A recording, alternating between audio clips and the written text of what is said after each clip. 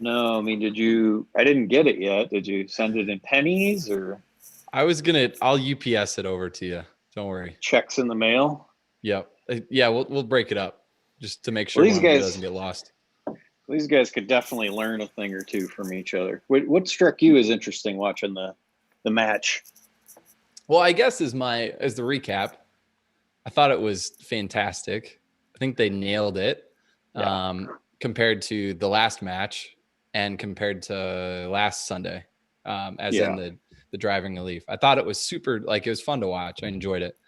Um, the team setup is like, yes, that was a yeah. win. I thought that was great. And the golfer, non-golfer, like I think this is a great format. I don't know. I enjoyed it. I thought this was the best of the three things that we've seen along these lines recently. So Yeah, I don't know. no doubt about it. But, well, they picked guys who were like legit golfers too. So Yeah. we'll look at all these swings. They're actually really nice swings. They both could learn something from one another, but it was pretty cool that way. And You then know the what was camera funny? crew. Yeah, Go you ahead. go. Well, I was gonna say the camera crew to be able to pull this off with just a couple cameras and do some shot tracing like this in the pouring rain. I didn't even think they were gonna play it. I thought it was gonna get washed out. But they made it, man. So it was good TV with some tough obstacles in the way. The rain was sick. Like it was really, Yeah, really good. yeah. And they were going to finish that round no matter what. I mean, there'd have to be some serious lightning to drag those guys off. So they were prepared, and it turned out to be pretty cool. But watching the guys hit, I thought Phil played better than usual off the tee, which is always fun to see when he hits fairways and doesn't drive the ball into the hazards most of the days or the penalty areas. And then Tiger looks pretty good. That I certainly there was He looks nothing pretty scary good. there. Yeah, Well, pretty telling you, man. good. He looked great. What are you when talking he's about? when he's out there trying to hit his driver and his 3 wood and just hit these low shots, not trying to max out how high or far he can hit it. I mean, he's got some pretty decent command of the ball right now, so that was fun to watch. Yeah.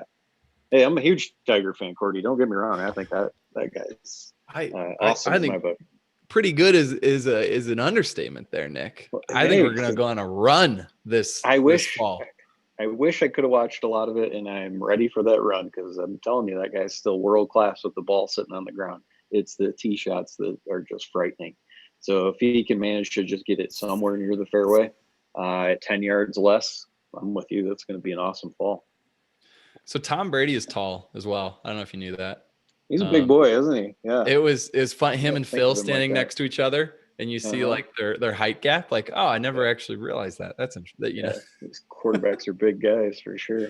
What struck you as interesting in how these two played? Well, neither of them lacked any control, or they lacked control off the tee, like Yeah. pretty completely, right? Right. And I think like I definitely relate though. Like, do you know those times? Like, I think back to like certain rounds. Like, I've played with tour pros or whatnot. Like these rounds are like you would like to like. I kind of hope that I can hit the ball around. You know, like Yeah. rounds like that. And sometimes you're like, it feels like I've never played before. Like I haven't hit a driver before. I'm pretty sure. So It's like I got to be definitely nerve wracking understand. for these guys. Yeah, it's not Yeah, comfortable. This isn't their jam. You could tell Tom Brady didn't feel real good about this leading up on social media all week. He was talking about how bad he was playing. But here's this screenshot. This is how they hit the ball in general. yep. I don't think these are really outliers. And Brady's hitting a 3 wood, and Manning's got a driver in his hand, and Brady's using a 3 wood. It's going to spin more for him, helps him manage the slice that he hits on almost every shot. But these guys could learn something from one another, and I'm still saying the same thing. They are really good. There was nothing in here that made me think these guys couldn't play golf. So let me try Well, to. so two things. I want to hear what you think Tom Brady needs to do to stop slicing it every time. Yeah, Um, Two, what is the impact of having? Does he have four fused vertebrae or something that Peyton does in yeah, his swing? Like, what does that do to his golf swing? Have you ever definitely. worked with anybody like that? Like, I want to know Yep. those two things for sure from you. Okay. All right. Let's do that first. So how about we start with Peyton then, since Okay. that came up. I can tell you can see my screen here, Yep. and let's just look at a Perfect. little bit of what he's got. So this is the shot into 18. I don't think you watched it all the way. First thing to notice here with Peyton, from the best views I could get anyway, are the amount that he's got his hands turned on the club. You can see how his left hand is turned to his right quite a bit, and the same thing for his right hand. Both of those are turned to the right a lot. I think a lot of people call that just a strong grip. I'd just tell you that both of them are turned on the shaft away from the target quite a bit. So he's cranking it over He towards the sure target. is. He sure is. So let's let me see if I can get off of this mouse piece now. Which is closing the club face. It makes it easier to draw from a it's definitely strong grip position. Right at address. Yeah, I've got a good down the line swing here of what he does after that. So forget those lines and arrows that are there. Check out the backswing. He does a really good job in the backswing of moving his hands in behind him, where his hand path at this point in time is basically over the edge of his belt buckle. But his knee flex hasn't changed very much on the backswing. So going a little further, he's got the depth of his left arm is really good, and the face angle itself is very closed. And the top of his swing is right there. And you can see the angle of the club face even at this point, how that's far more closed than what we'll look at for Tom Brady here. But the amount that he can turn himself is pretty limited by what he's done from his ankles, knees, and his pelvis. Neither of those just move very far. So he could use a healthy dose of extending his right knee more degrees, which would help him raise his right hip up higher and ultimately allow him to be more mobile to move the club back farther. That would be a good start. The fused vertebra thing having any impact on rotational ability in the backswing? No, I don't think so. From what I understand, he's got his neck is somewhat fused. I don't know which vertebrae those are, but we're talking mainly about how to extend his lumbar thoracic and this right knee more to allow him to turn his pelvis more degrees. So nothing in there should be complicated. Watching him walk around, you can even see how when he's standing there, his neck's like flexed forward just a touch more than maybe the average guy that walks around, but not much. If he can move that, keep it just in that same position and not bend it forward more in his backswing, he can turn more degrees. I've seen this one all too common. I want to look at Tom Brady's now to show you the difference in what Peyton could learn from Tom here, because if Tom does something really well, this is it. Find the right swing here. I'm throwing these together quickly. Okay, so check out this one from Brady, who, as you mentioned before, he hit every shot into the right trees, but had what looks like an awesome swing. So let's do the top of his swing. You might notice how much straighter his right leg great, is. right? Like he looks like an athlete. Other than the glaring deficiency of how much more open his club face is to the swing direction or to the path or however you want to talk about that at this point in time, he almost has his club face turned 90 degrees less closed at this point than Peyton Manning did in that same It's fine. swing. He can save it. Don't worry about it. He'll figure it out. So he's trying to do on the bottom of the swing is slow down the butt end of the club enough where he can twist the club fast enough and square the face up. But looking at his left wrist, it's relatively flat. It's not very extended or it's not flexed either. Mm-hmm. So in his grip, he has both of his hands turned tremendously to the left, probably close to 90 degrees different than how Peyton Manning had it. So while that looks awesome, and that really is very textbook, if you just told him how to close the club face and how to put his hands differently on the club, that downswing when the shaft's parallel to the ground here is really nice. When he hits, unfortunately, he's trying to do everything he can to close the club face here, and he's got a flexed right wrist and a lot of roll coming through the shot. So he does struggle with how to hit these things straight, and I'd probably tell him this will be a 5-minute golf lesson. Let me show you how the ball flies with this fancy little understanding of how the club face controls the initial starting direction of the ball, and then the path to face relationship dictates the curve, and how he violates that face to path relationship on every one of those shots that he hits to the right. Wouldn't be very long. I've done that hundreds of times, and he probably wouldn't have to change his swing very much, and he'd be curving these shots like we saw out of Peyton Manning. You sound pretty confident about that. These are the things like keep going. I'm ready. No, it's okay. I'll stop there. You carry on. Well, where it's different is like I have plenty of confidence because I already know what's going to happen before we even start because I've done it so many times. So that's where we keep hearing TV commentators talking about how easily they could fix a PGA Tour player in just a few minutes, but they've never done it one time. I feel like I've done this so many times that's like an easy one. And Tom Brady, that because of how you've talked about his swing, looks really nice, and there isn't much that looks strange. It won't take very long. But when you're trying to play golf, if you went out in your next round of golf, take your left hand and turn it 45 degrees more degrees to the left when you hold it and go play golf like that, it's not quite as simple. And he's just chosen a harder way to play. And Peyton is he's pretty good at curving all the shots right to left, like that big draw we saw with the driver. But it does look like he smashes a few of them off the heel of the club, and he hit a couple of push cuts that didn't look very good. But I didn't see too many of his drivers. But most of his swing is pretty good, other than he could, in spite of his physical limitations of 100 years of playing awesome football, can still turn more degrees and hit it farther. But he was smashing it out there fine. I'm a big fan of how Peyton hits it, and that's the first time I'd ever watched him hit. Hey, producer John, just an idea for tomorrow's show. Could we get Tom Brady to Denver with Nick? That'd be great. Just want to throw that out there, an idea for tomorrow's show. And since you're there, John, a quick email to Peyton would be fine. But let's get that set up for tomorrow's show. That'd be great. So I look at these two guys and just say that their club face angle and the amount that Peyton turns in the backswing would be the best starting point for their help with golf instruction. It isn't dismantling either one of them. They're both very good. Yep.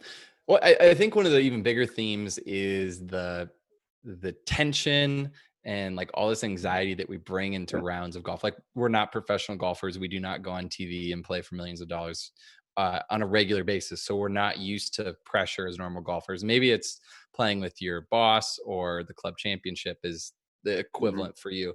But like that, going under the lights like that, of having this tension and you're not used to it. I think my biggest message or biggest thought to people is like, everything that happened is totally normal. And like, it's fine. Like you should not, the expectation to play well under that is honestly should be low, because we are not used to dealing with that amount of stress, that amount of tension. And we're just, we got to figure out how to deal with it first of all, because we're just not used to it at all. So I think that's kind of like, that's a huge takeaway for me. Yeah, that's a great take. And then for people at home who want to play better under pressure, the first strategy I would tell you to do is learn how to curve the ball one way very predictably. Like that's where I feel like Peyton struggles. We're much smaller than Tom Brady's. Peyton knows that if he hits the ball in the middle of the club with his face as shut as it was and his hand path being really far in on the way back, he's going to draw these things. He might curve them too much, but the anxiety isn't on are they going to curve. He did hit a couple drivers on the heel. That's my best guess of what happened on some of those. And they pushed but didn't curve back. But he's just got so much less anxiety in there. Meanwhile, Tom Brady early on in the round hits a big pull draw, snap hook, if you will, off of the tee, and then starts cutting shots because that's how he basically plays. And then he's standing up there with all that pressure, rain gloves on. Tiger Woods laughing at him. Charles Barkley's ready to laugh at every shot that he hits as they go. And his level of stress is just not even in parallel to what Peyton's facing. So practice curving a ball one way. Know that it's going to do that if you set up and you do this and this and this. That's the shot that you get. And then the anxiety is far less. But playing in this downpour, rain gloves on, all these guys are competitors and athletes. They're certainly not prepped for doing that in front of a big stage on live TV. Yeah, I absolutely love that comment. I love watching Lucas Glover. I get to do that. Occasionally I hang out with Tony Ruggiero and just hearing the conversations about, he loves to hook the golf ball. Yeah, like they're gonna a go fade low. for him is a 2-yard draw. Yes. Right. It's that idea of, exactly what's going to happen to that golf ball every time you hit it. Yeah. And you remember with when we talked to Al Geiberger last week, 2 weeks ago, whatever it was, and I was asking Al, how did these guys hit a golf ball? He wasn't always paying attention to where they went, but when you did ask him where to go, and he knew Jack hit high fades, and he mentions how he never really did anything else. The same thing should go for your average player at home. If you're trying to get ready for your club championship and you're doing that by trying to hit 87 different ball flights, when you get out there and the pressure's on you, you haven't practiced any of them very much. So good luck. You're crossing your fingers and hoping that works. Take that lesson from Lucas. You know who we have to blame, I feel like, for that is another person who's at the match, Tiger. I mean, he always Right. talked about like, yeah, we're going to draw this one in Yeah. here. We're cutting this one to the back pin. Mhm. Like, I feel like that's where some of the stereotype was Yeah. perpetuated from, because he talked about it so much and he did that so much. Mhm. Obviously, he's on another level. Can you Yeah. explain that at all? Like, did he do that and do it successfully? But we hear the opposite of Right. that, Well, I'm you not know? sure that he did it all that successfully, quite honestly, in some regard. So there's some context behind that. He's also the biggest proponent of just aiming towards the middle of the green. So Right. whatever shot he might have hit in there was different. But I mean, here's like probably the best way I can explain it with a dog asleep on my Yeah. Hey, arm. Harvey. If you've got like you hear a conversation once in a while, like if I was going to hit a golf ball from here and I had my choice of where to go, I could hit it through any one of 9 different spots. And you Yep. heard Tiger talk famously about how he'd hit a straight ball very rarely. But Yep. if you start doing some math with the golf flag right up here and you're putting green, oh, you're awake. Nice job. And you had to pick how you're going to hit all these different shots through those different spots and get it to land up on the green where you want. By that point, if you're practicing all of these pretty equal, you're practicing each shot less than 20% of the time. So if you're going to do that and then you're going to stand on the 18th tee with some pressure on you and try to hit a shot you've practiced somewhere between 10 and 15% of the time, good luck to you. That's just not a good way to play golf. But yes, he talked to ad nauseum about how he's going to hit a high fade into this right pin and a low draw over here. I just don't think he probably did that as much as you would have maybe expected based on that one singular comment. You know who I think should do that though is a lot of people in their practice. Ready? Size is if you can only slice the golf ball. Like, Yeah. have you ever actually tried to go out to the driving range and hook some golf shots? Or if you Yeah. always, duck hook your drives, have you ever tried to go slice some? I was just out with my friend the other day and he was struggling with that. And I was like, just go try to do this and hit a few balls. And he's like, I have no idea how to do it. I can't figure it out. And Hmm. like, well, there's probably a good reason that you're hitting a slice is because, Yes. there's no context around Yeah. hitting a draw or hitting a hook. I'd wager a ton of cash that Tom Brady doesn't really know the ball flight laws, even though he Sure. might be able to tell you what they are. He doesn't actually know them. And that's why he hits the shots where he does. And the same thing maybe for Peyton. I would guess that he probably does after he's learned this for a little while and shown how much he's curving those balls, but maybe not. And What? your Why your don't you? buddy's the If prime someone's hanging example. out, why don't you give us a 30-second Yeah, explanation of that? Because I think that would. There's probably someone asking. sure. You got your club face, and then that's where you're going to hit the golf ball. It's shaped all different degrees and aimed in different directions all over the face. But assuming you hit this thing in the middle of the club, it's far easier to talk about where the ball is going to start by just thinking of that. It's going to start wherever this face is pointed. So if I'm aiming straight ahead at you and I open the face this way, ball goes over here to start. Doesn't mean it's going to end over there. It's going to curve. It just means that's where it starts. And the same thing if I have the face aimed this way, it goes that direction. Straight and it starts straight. The next variable, though, is the face angle itself relative to the direction I move the club. So that is going to help dictate which type of how you're going to tilt the spin axis of the ball and ultimately curve it. So, like Peyton Manning, for example, he's hitting all these draws. When Peyton's hitting this shot, he's swinging with the club face aimed to the right, even though it's very closed at the top of the swing. But the path of his club is going more to the right, so he imparts this little curve that goes right back to the middle of the screen most of the time. For those of you who slice, you're aiming the face in some particular direction, but always swinging the path of the club out to end this way too much. And then the ball's always peeling off to the right, which is maybe harder to articulate on my Zoom screen, but we have tons of content on that, Cordy, including I think it's a 6 or 7 or 8 part series on how to stop slicing your driver forever that you can find on Golf Tech someplace on I think it's on our YouTube page for sure, but we'll put that Well, here in the description. let's link up those ball flight laws below. I think that'd be a good link in the Mhm. comment for folks And to even in check out. there, I took someone who doesn't draw the ball and showed her how to draw a ball on one swing. Um, so it's not just here's how it works and then you're done. Go figure it out. We'll actually put it into practice and uh, make someone do it because that's the real skill. It's different than just talking about it. Yep, totally. Last takeaway is I'm glad that I don't live in Florida anymore and have to play Florida golf with swamps on all sides of me, because that looks difficult. I'm thankful for that. nasty. No, it's an awesome golf course, and it was in really good shape. It was a great looking golf course. I don't know if hole number 3 is a par 5 with this green that was tiny. It was crazy how small it was. It was crazy. Got to make those things tough, man. You're ripping a 3-wood into that tiny little green, it'll make you think twice. So it's a little tougher hole that way. That they do. Who do you want on the next match if they do this again with the teams? Who do you want to see on there? So you do you pick the professional players. I want to see Bill Murray. Oh no. Bill Murray maybe against Lewis Black. That could be an interesting. Oh my goodness. Duo right there. Oh boy. I know Lewis Black plays. I know Bill Murray plays golf. Can we get you in to do lessons at the range before the tee off? How about that as a segment?